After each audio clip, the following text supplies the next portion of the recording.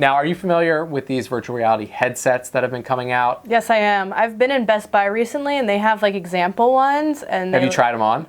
Yes, I did put my head. I don't like the idea of it because they're covered in germs, but I couldn't resist. What bothered you? Yes. The germiness? Everyone puts their face on there. Like, you don't go to a store and try on hats or masks. That's like a rule of life, isn't it? Did you guys I've never heard about this rule. Really? No. Richard tries on hats. We have word that Richard wears dirty public hats. Oh, no. It's like a hat library or something. Well, that's a whole nother can of worms that we need to talk about some other time.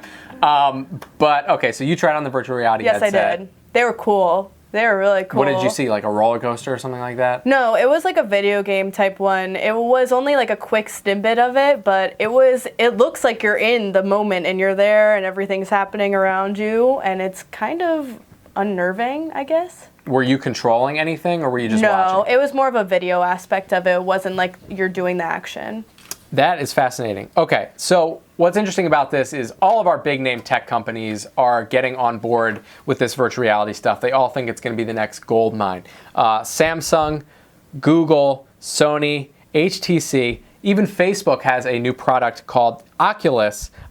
Disney is also developing content for virtual reality. So this is the big thing. I mean, if you don't know what they are, this picture is a decent representation. There are these glasses that go on top of your face, and they basically provide you with an immersive 360-degree virtual reality simulation.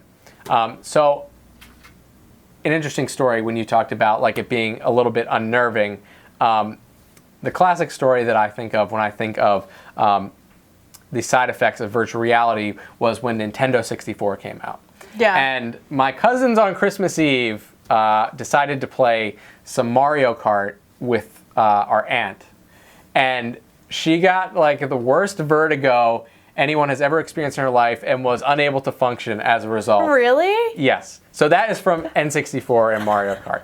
Now, people are worried that the same thing might happen with these virtual reality headsets. I don't know. Do you have problems with getting nauseous or anything No, like I actually don't. And so that's hard for me to understand, but I could see it at the same time, I guess, because you're really in that moment doing those things that those people are doing in the video. I believe it. So people are really worried that nausea is one of them, headaches, but there are a lot of side effects that come from these kind of untested technologies. I would probably, if I had to guess, I would be not blessed with the ability to play one of these 360-degree games. Like, if I'm staring at my computer screen for too long, I can start to get a headache, or I need to go stare at a wall or something that's not glowing. Yeah. I know you don't have that problem.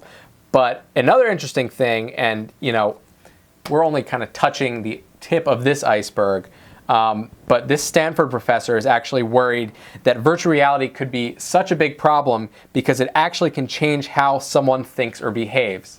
Like us right now, we don't really know what the long-term effects of someone using a cell phone every single day for 4 hours. Like, we could all be lobotomizing ourselves for all we know, staring at social media.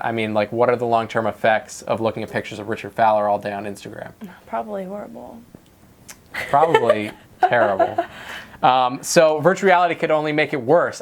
Who knows? Maybe the Richard Fowler show in 5 years will be broadcast and you'll be sitting right here in the middle of our screen and you can turn around and look at Richard checking emails while we're talking about this story or whatever. So that's our story. Anything else, Tamara? I don't think so.